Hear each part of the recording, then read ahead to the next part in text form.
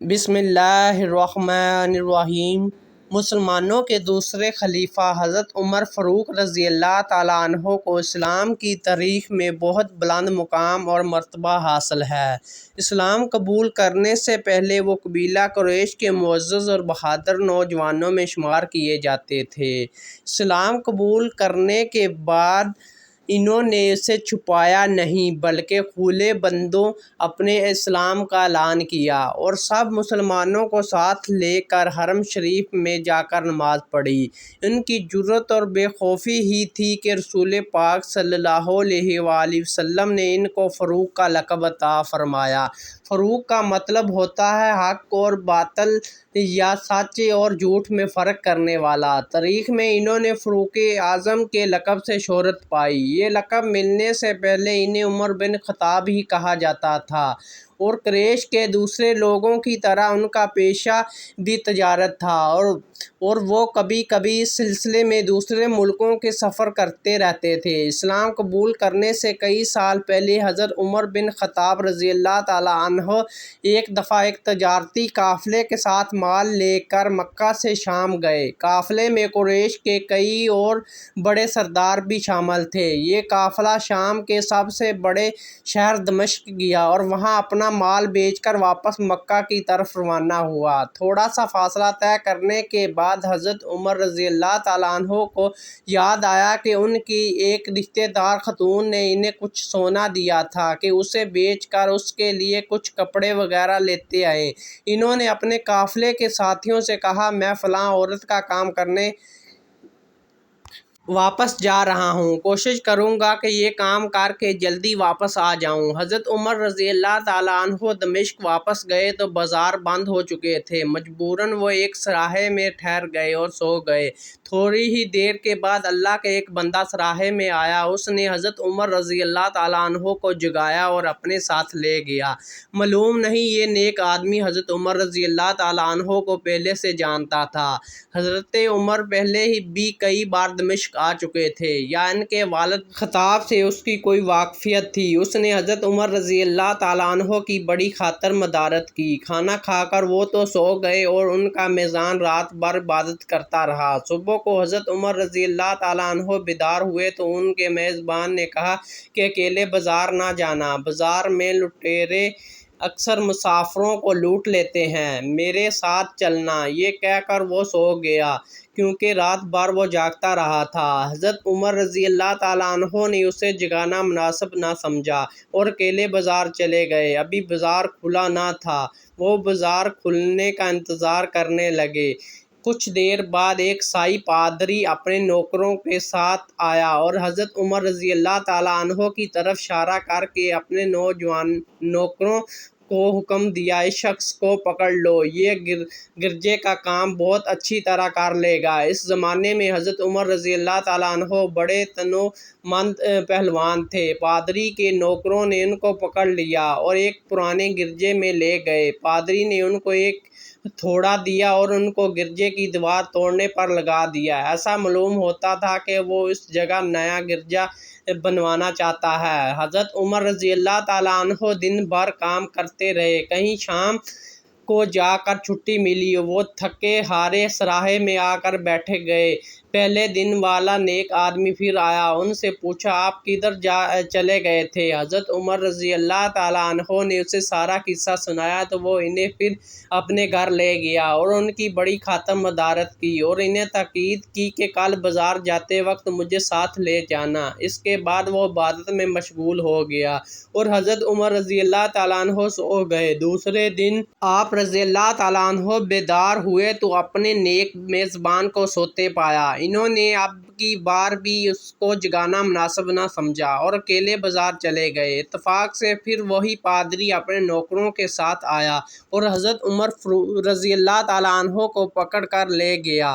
ان کو غصہ تو بہت آیا لیکن کیا کرتے، غیر ملک میں وہ اکیلے تھے اور کوئی ہتھیار بھی پاس نہیں تھا۔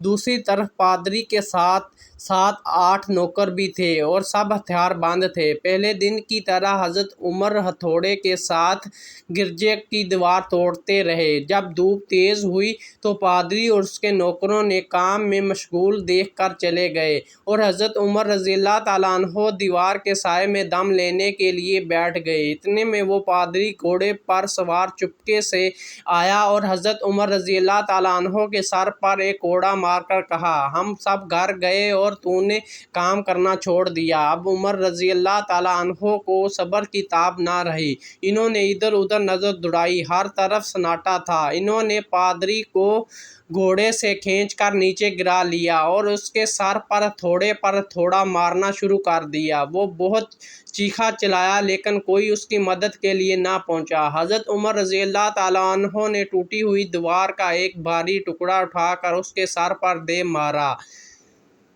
وہ پہلے ہی زخمی تھا، اب اس نے دم دے دیا۔ اس کو مرتے دیکھ کر حضرت عمر رضی اللہ تعالیٰ عنہ تیزی سے بھاگ کھڑے ہوئے اور جس راستے سے دمشق آئے تھے وہ راستہ چھوڑ کر ایک دوسرے راستے پر چل پڑے۔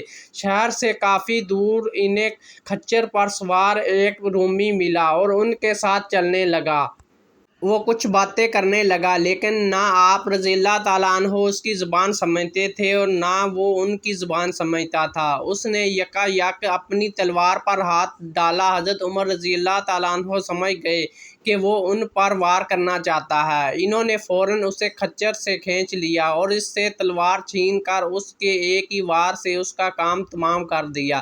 پھر اس کے کھچر پر سوار ہو کر آگے چل دیے۔ اس کے بعد کیا ہوا اس کا حال خود حضرت عمر رضی اللہ تعالیٰ عنہ نے اس طرح بیان کیا ہے کہ اس جگہ سے روانہ ہو کر میں ایک گرجا گھر کے پاس پہنچا جہاں عیسائیوں کی ایک جماعت رہتی تھی۔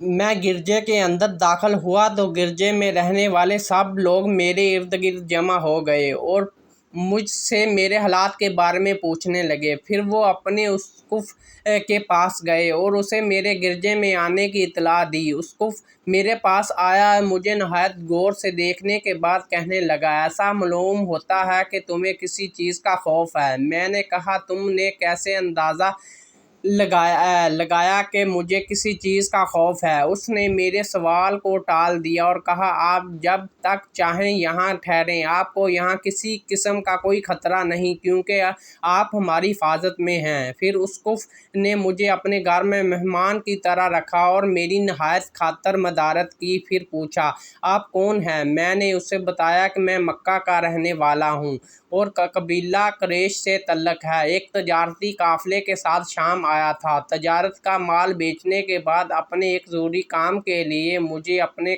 قافلے سے جدا ہو کر واپس دمشق جانا پڑا۔ اب میں اپنے وطن واپس جا رہا ہوں، راستہ بھٹک کر ادھر آ نکلا ہوں۔ اسقف مجھے غور سے دیکھتا رہا اور بار بار طرح طرح کے سوالات کرتا رہا۔ میں نے اس کے یہاں نہایت آرام سے رات بسر کی۔ صبح کو اس نے پوچھا، آپ کا ارادہ ابھی یہاں ٹھہرنے کا ہے یا آگے جانے کا؟ میں نے کہا، اب آپ سے رخصت ہونا چاہتا ہوں۔ یہ سن کر اسقف اپنا شاندار گدھا جو بڑا خوبصورت اور نہایت تیز رفتار تھا لے آیا۔ اس پر پلان کسا اور خرجیاں لاد دیں جن میں کھانے کی مزید چیزیں اور قیمتی تحفے بھرے ہوئے تھے۔ خرجیاں ان تھیلوں کو کہتے ہیں جو گدھے کی پیٹھ پر سامان کے لیے باندھ دیتے ہیں۔ پھر اس نے کہا، آپ اس گدھے پر سوار ہو جائیں اور چل پڑیں۔ راستے میں آپ کا گزر کسی عیسائی کے مکان کے پاس ہوگا۔ آپ اس گدھے پر سوار دیکھ کر آپ کی بے حد تعظیم کرے گا اور آپ کی خاطر مدارت میں کوئی کسر اٹھائے نہ رکھے گا۔ یہ کہہ کر اسقف نے میرا ہاتھ پکڑا اور تنہائی میں لے جا کر کہنے لگا، اے عمر، آپ پر میرا حق واجب ہو گیا۔ میں نے کہا، بے شک۔ اس نے کہا، آپ کا تعلق ایک معزز قوم سے ہے، میری آپ سے ایک غرض ہے۔ میں نے کہا، آپ بیان کریں، لیکن حیرت کی بات ہے کہ آپ جیسا بڑا آدمی مجھ جیسے پریشان حال مسافر سے کوئی غرض رکھتا ہو۔ اس نے بڑے یقین بھرے لہجے میں کہا، سنیں، میں ایک ایسا آدمی ہوں جسے اللہ تعالیٰ نے آسمانی کتابوں کا علم عطا کیا ہے۔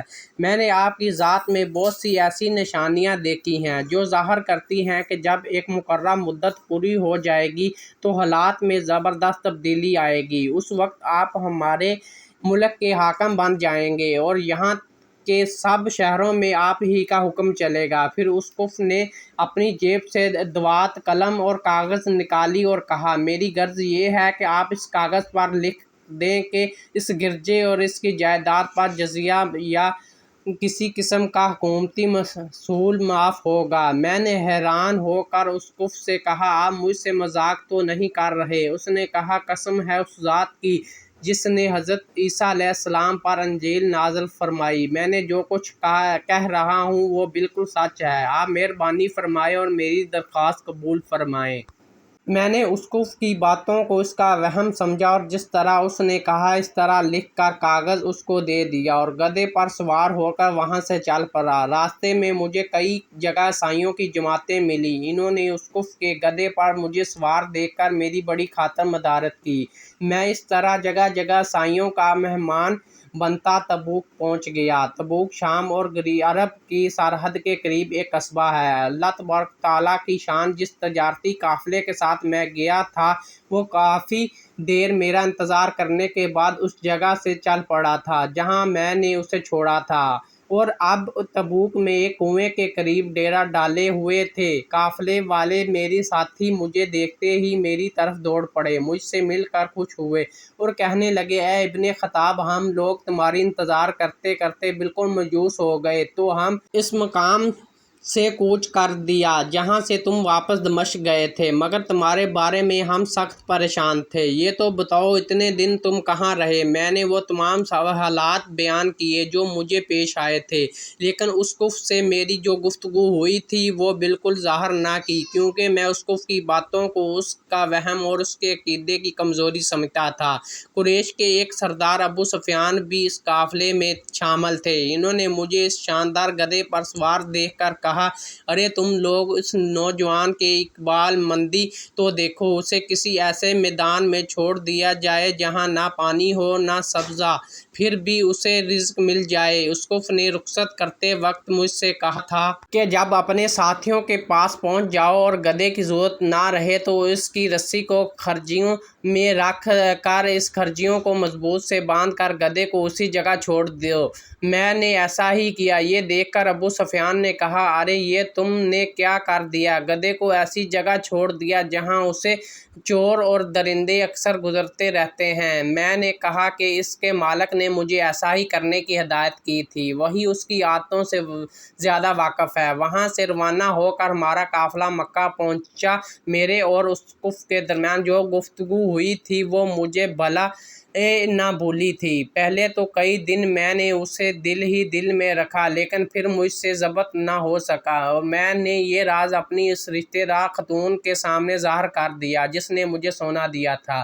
وہ بڑی عقل مند خاتون تھی۔ اس نے مجھ سے کہا، اے ابن خطاب، میں تمہارے بچپن ہی سے تم میں اچھی نشانیاں دیکھ رہی ہوں۔ جب تم بہت چھوٹے بچے تھے تو میں نے ایک دفعہ خواب میں دیکھا کہ تم لمبے ہوتے جا رہے ہو اور تمہارا قد اتنا لمبا ہو گیا ہے کہ اس نے آسمان کو چھو لیا۔ یہ دیکھ کر میں نے خواب میں کہا، ارے یہ میرے بچے کی کیا حالت ہے؟ کسی نے کہا، یہ لڑکا جلد ہی دنیا اور آخرت میں بھلائی پانے والا بنے گا۔ جاہلیت کے زمانے میں اس قسم کی باتوں کا مطلب میری سمجھ میں نہیں آتا تھا۔ مکہ میں ایک شخص اہل کتاب یہود اور نصارہ میں سے تھا جو بڑا گمنام تھا۔ عام لوگ اس سے واقف نہیں تھے، لیکن قریش کے سردار اسے پہچانتے تھے اور اس کی بہت عزت کرتے تھے۔ ایک دن میں دوپہر کے وقت اس کے پاس یہاں گیا اور اس کے مکان پر پہنچ کر اسے آواز دی، ذرا دروازہ کھولیے، مجھے آپ سے ایک ضروری کام ہے۔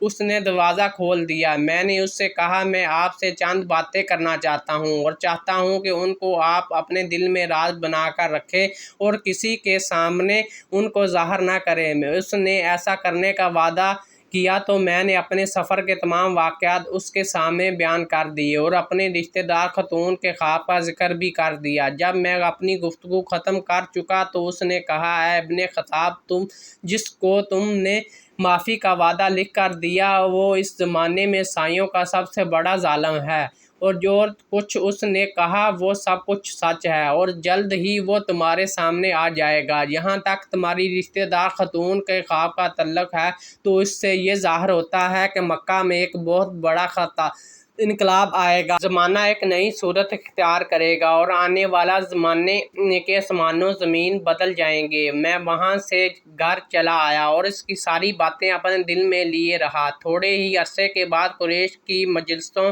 میں رسول اللہ صلی اللہ علیہ وآلہ وسلم کا ذکر ہونے لگا۔ یہ لوگ اس بات پر ناک بھوں چڑھاتے تھے کہ حضرت محمد صلی اللہ علیہ وآلہ وسلم اپنے آپ کو اللہ کا رسول کہتے ہیں، لوگوں کو بتوں کی پوجا سے منع کرتے اور ایک اللہ کو ماننے پر زور دیتے ہیں۔ جلد ہی اللہ تعالیٰ نے اسلام کو ظاہر کر دیا اور مجھے یقین ہو گیا کہ حالات وہی صورت اختیار کر رہے ہیں جن کی طرف آسمانی کتابوں کے عالم شام اسقف نے اشارہ کیا تھا۔ یہاں حضرت عمر فاروق رضی اللہ تعالیٰ عنہ کا بیان ختم ہو جاتا ہے۔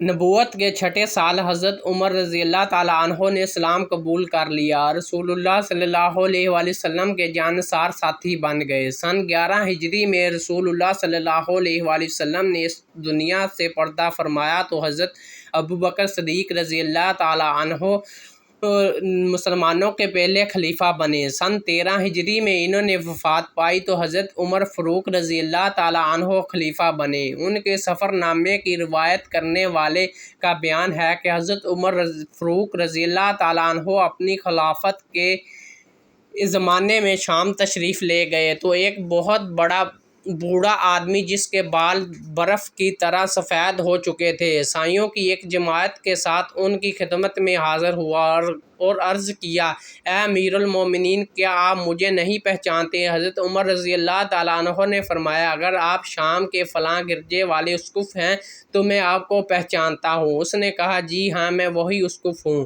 حضرت عمر فاروق رضی اللہ تعالیٰ عنہ نے فرمایا، میں نے آپ سے لکھ کر جو عہد کیا تھا وہی ابھی تک قائم ہے۔ اللہ تعالیٰ نے اپنے رسول محمد صلی اللہ علیہ وآلہ وسلم کے ذریعے ہمیں عزت بخشی، انہوں نے ہمیں اللہ تعالیٰ کے پسندیدہ دین اسلام کی طرف دعوت دی، ہم نے یہ دعوت قبول کی، آپ ہی نے مجھے ان باتوں سے آگاہ کیا تھا، اب آپ کو کون سی چیز اسلام قبول کرنے سے روکتی ہے؟ بوڑھے اسقف نے حضرت عمر فاروق رضی اللہ تعالیٰ عنہ کی باتیں سن کر اسی وقت اپنے ساتھیوں سمیت کلمہ پڑھ کر اسلام کی دولت حاصل کر لی۔ دوستو، اگر آپ کو یہ ویڈیو اچھی لگی ہو تو ویڈیو کو لائک کر دیں اور ہمارے چینل کو بھی سبسکرائب کر لیں۔ ایسی مزید اچھی ویڈیو دیکھنے کے لیے ملتے ہیں نیکسٹ ویڈیو میں۔ اللہ حافظ۔